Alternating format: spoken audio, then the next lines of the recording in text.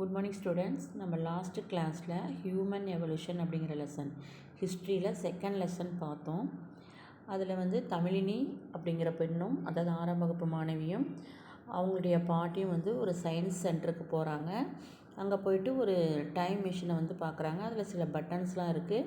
ஒவ்வொரு பட்டனும் ஒரு குறிப்பிட்ட இயருக்கு ஒரு குறிப்பிட்ட இயர் அதில் எழுதியிருக்காங்க. அதை நம்ம டச் பண்ணி பார்த்தோம்னா அந்த இயரில் என்னென்ன நிகழ்வுகள்லாம் நடந்தது அப்படிங்கிறத நம்ம ஒரு ஸ்க்ரீனில் பார்க்குற மாதிரி அந்த மிஷின் இருக்குது.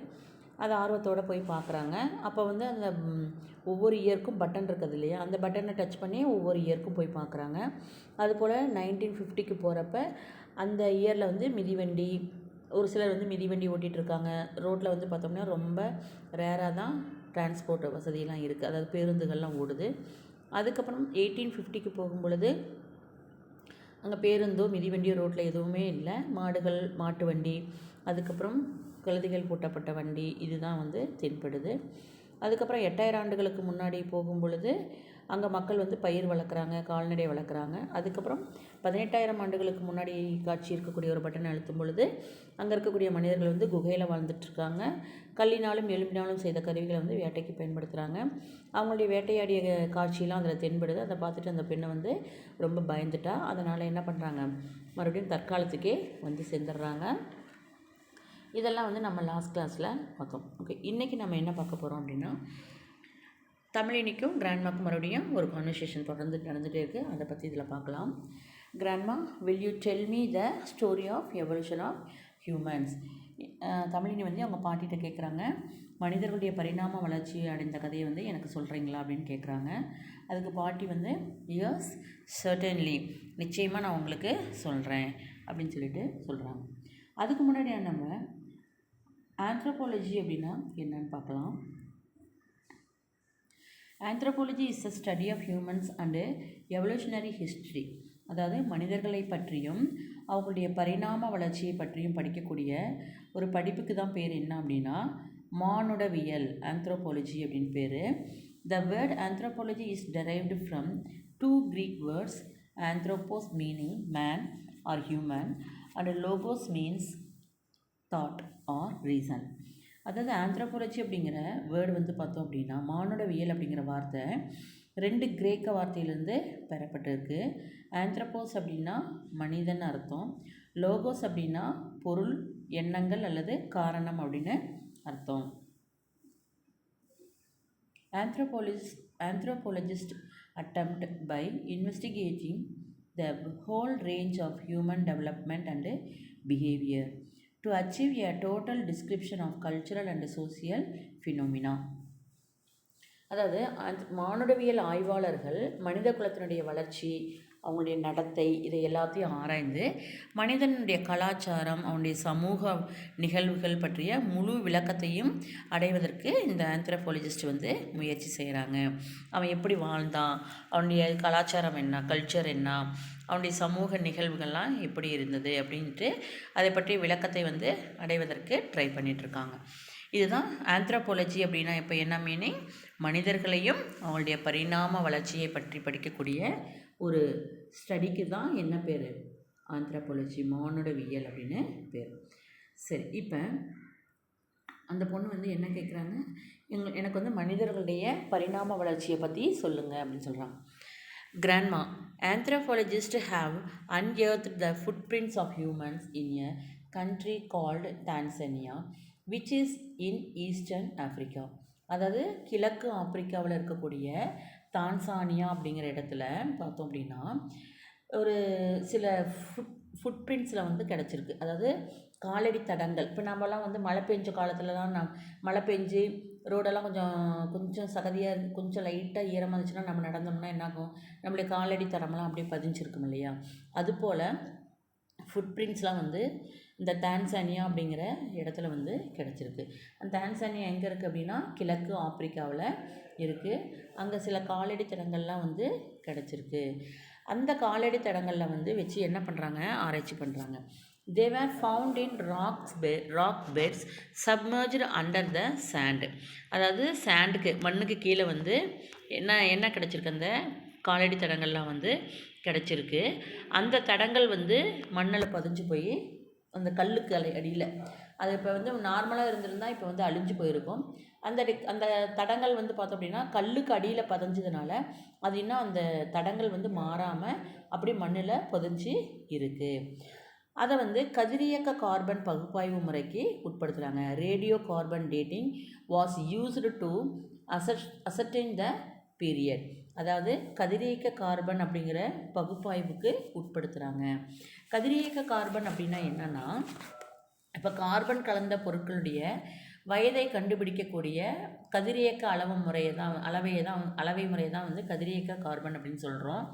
இதை பயன்படுத்தி ரொம்ப பழங்காலத்துக்கு, அதாவது 58 வருஷம், ஒரு 60 வருஷம், 70 வருஷம் அதுக்கு முன்னாடி இந்த பொருட்கள் இருந்திருக்கு இல்லையா, அந்த பொருட்களுடைய வயதை வந்து நாம் தெரிஞ்சுக்க முடியும். எத்தனை வருஷம், ஒரு 50 வருஷம், 50,000 ஆண்டுகளுக்கு முந்தையது, 60,000 ஆண்டுகளுக்கு முந்தையதுன்னு சொல்கிறோம் இல்லையா, அதுபோல் அதுக்கு முந்தைய காலத்தில் இருந்த அந்த பொருட்களுடைய வயதை வந்து நாம் தெரிஞ்சிக்க முடியும். இந்த கதிரியக்க கார்பன் பகுப்பாய்வு முறையில் வந்து உட்படுத்தும் பொழுது அதனுடைய ஏஜை வந்து நாம் தெரிஞ்சுக்கலாம்.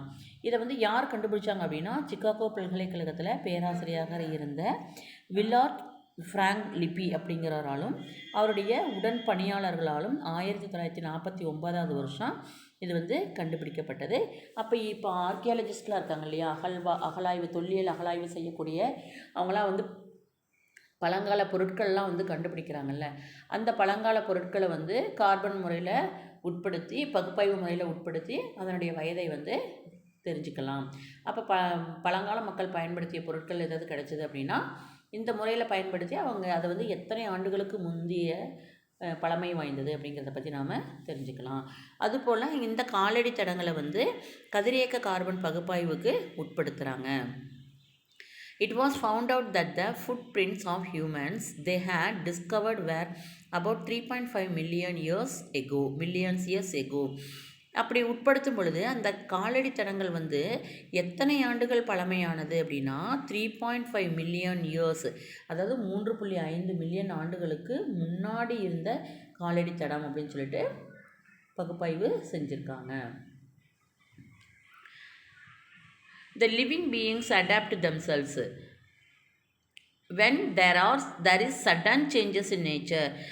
The living beings adapt themselves to the changes and survive.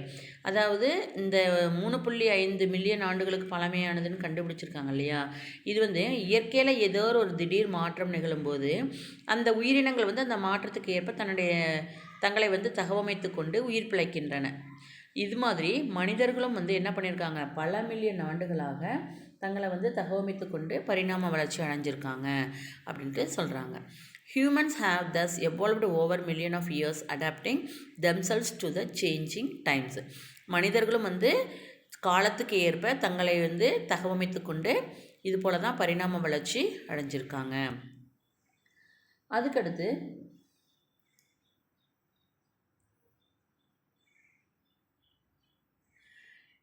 குரோமாக்னான்ஸ் அப்படிங்கிற மனிதர்கள். Cro Magnons learned to live in caves. Lascaux caves in France is the evidence for cave living of குரோமாக்னான்ஸ்.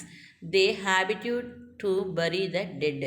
அதாவது குரோமாக்னான்ஸ் அப்படிங்கிற மனிதன் வந்து பார்த்தோம் அப்படின்னா குகையில் வாழ கற்றுக்கொண்டவன் தான் அந்த குரோமாக்னான்ஸ் அப்படிங்கிற மனிதர்கள். அவங்க வந்து எங்கள் காட்டில் திரிஞ்சிட்டு இருக்கும் பொழுது அங்கே குகையெல்லாம் பெரிய பெரிய குகைகள்லாம் இருக்கும் இல்லையா, இயற்கையில் உருவான குகைகள்லாம் இருக்கும் இல்லையா, அந்த குகையில் தான் வந்து அவங்க வசித்தாங்க. ஃப்ரான்ஸில் இருக்கக்கூடிய லாஸ்காஸ் அப்படிங்கிற இடத்துல வந்து அவங்க குகையில் வாழ்ந்தாங்க அப்படிங்கிறதுக்கான தொல்லியல் சான்றுகள் வந்து கிடச்சிருக்கு.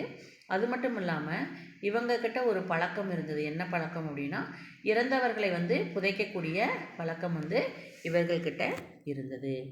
அடுத்தது நம்ம என்ன பார்க்க போகிறோம் அப்படின்னா,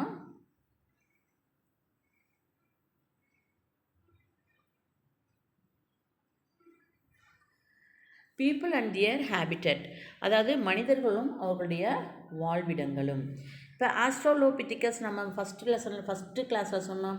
ஆஸ்ட்ரோலோபித்திகஸ், ஹோமோ ஹெபிலிஸ், ஹோமோ எரெக்டஸ், அதுக்கப்புறம் நியாண்டர்தல் மேன், அதுக்கப்புறம் குரோமாக்னான்ஸ், பீக்கிங், ஹோமோ செப்பியன்ஸ், அடுத்தது ஹெலிட்பர்க்ஸ். இவங்கெல்லாம் வந்து மனித பரிணாமம் அடைந்த மனிதர்கள் அதாவது ஹியூமன் எவல்யூஷன் மனித பரிணாம வளர்ச்சியினுடைய நிலைகள் ஆஸ்ட்ரோலோபதிகஸ், அடுத்தது ஹோமோ ஹெபிலிஸ், இவங்க எங்கெங்கே இருந்தாங்க, அவங்களுடைய வாழ்விடங்கள் எது எது அப்படின்னு சொல்லிட்டு பார்க்கலாம். ஆஸ்ட்ரோலோபிதிகஸ் அப்படிங்கிறவங்க வந்து பார்த்தோம் அப்படின்னா ஈஸ்ட் ஆஃப்ரிக்காவில் இருந்தவங்க. அடுத்து ஹோமோ ஹெபிலிஸ் அப்படிங்கிறவங்க வந்து சவுத் ஆஃப்ரிக்காவில் இருந்தவங்க. ஹோமோ எரெக்டஸ் எங்கே இருந்தவங்க அப்படின்னா ஆஃப்ரிக்கா அண்ட் ஏஷியா, ஆப்பிரிக்காவிலையும் ஆசியாவிலையும் குடியிருந்தவங்க.